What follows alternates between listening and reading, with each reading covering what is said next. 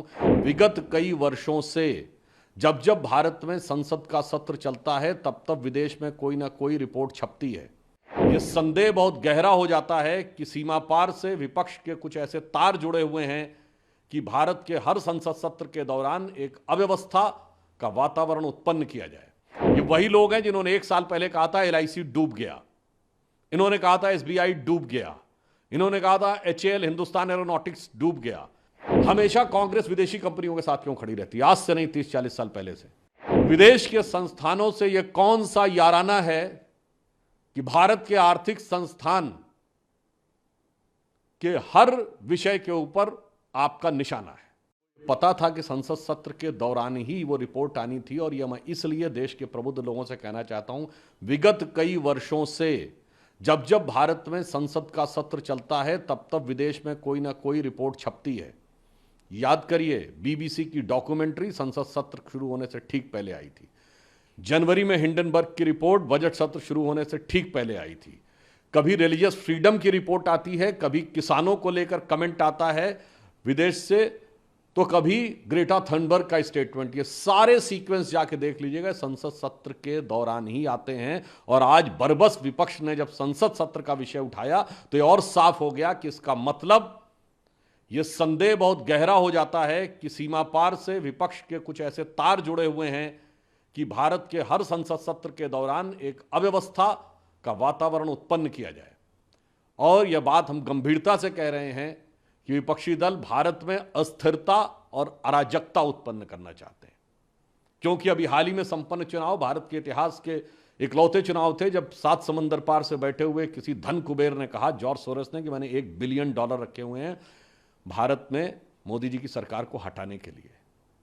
कोई एक घटना होती तो किसी देश का बयान आ जाता है, तो कभी कोई रिपोर्ट आ जाती है। तो हमारी समझ में ये नहीं आता है कि ये सारी बातें, और फिर वो विदेश में जाकर ही राहुल गांधी जी अनेक प्रकार की चीजों की अपेक्षा करते हैं। कांग्रेस और विपक्ष के नेता जाके विपक्ष से अपेक्षा करते हैं कि भारत में हस्तक्षेप किया जाए। और मैं पुनः गंभीरता के साथ कहना चाहता हूं कि भारत के अंदर ये आर्थिक अराजकता उत्पन्न करना चाहते हैं भ्रम के द्वारा, चाहे विषय भारत सरकार की कंपनी का हो या कोई निजी कंपनी का हो। ये वही लोग हैं जिन्होंने 1 साल पहले कहा था LIC डूब गया, इन्होंने कहा था SBI डूब गया, इन्होंने कहा था HAL हिंदुस्तान एरोनॉटिक्स डूब गया। फैक्ट यह है कि LIC ने पिछले तिमाही में 17,000 करोड़ का प्रॉफिट दर्ज किया है, जो ऑल टाइम हाई है। स्टेट बैंक ऑफ इंडिया ने पिछले तिमाही में 21,000 करोड़ का प्रॉफिट दर्ज किया है, जो प्राइवेट और गवर्नमेंट दोनों की कंपनीज में मिला के ऑल टाइम हाई है। HAL ने 29,000 करोड़ का रेवेन्यू 2023-24 में आया। अब सेबी के ऊपर अटैक है। मैं पूछना चाहता हूं कि आप ये कर क्या काम करना चाहते हैं? और मैं जिम्मेदारी के साथ कहता हूं, सिर्फ फैक्ट सामने रख रहा हूं। हमेशा कांग्रेस विदेशी कंपनियों के साथ क्यों खड़ी रहती है? आज से नहीं, 30-40 साल पहले से।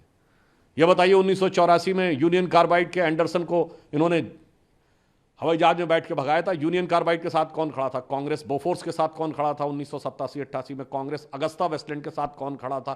कांग्रेस। चेक पिस्टल्स वाली कंपनियों के साथ कौन खड़ा हुआ था? कांग्रेस। और BBC के साथ कांग्रेस, हिंडनबर्ग के साथ कांग्रेस। और मैं फिर भी कहूंगा, राहुल गांधी जी एक ब्रिटिश कंपनी में काम भी कर चुके हैं जिसका नाम था बैकऑप्स।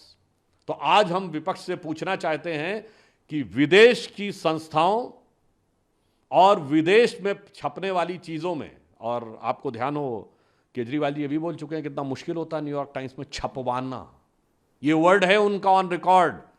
तो मैं पूछना चाहता हूं एक लाइन में कि ये विदेश के संस्थानों से ये कौन सा याराना है कि भारत के आर्थिक संस्थान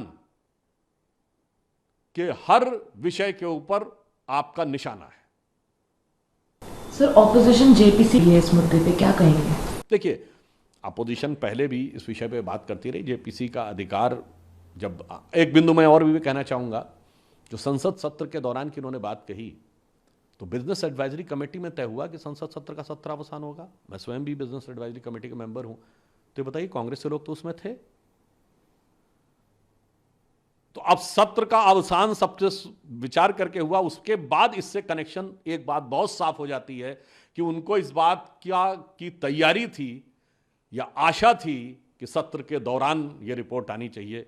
शायद वो लोग किसी कारणवश चूक गए होंगे। एक आखिरी सवाल सर, ऑपोजिशन कि सेंटर को पता था ये रिपोर्ट आने वाली है, इसीलिए सत्र जल्दी खत्म कर दिया गया। नहीं, मैंने तो आपको बता दिया, ये आज नहीं, पिछले 4-5 सालों में बीबीसी की डॉक्यूमेंट्री, 2023 में हिंडनबर्ग की रिपोर्ट, चाहे रिलीजियस फ्रीडम की रिपोर्ट हो, ग्रेटा थनबर्ग का बयान हो, किसानों के ऊपर बयान हो, ये सब के सब संसद सत्र के दौरान आए हैं। तो मैं पुनः कहना चाहता हूं कि विदेशी कंपनियों से कांग्रेस का रिश्ता पुराना है, इसलिए भारत के हर आर्थिक संस्थान पर लगाना निशाना है और इसके द्वारा किसको फायदा पहुंचाना है, यह भारत की प्रबुद्ध जनता को निश्चित रूप से समझ में आना है।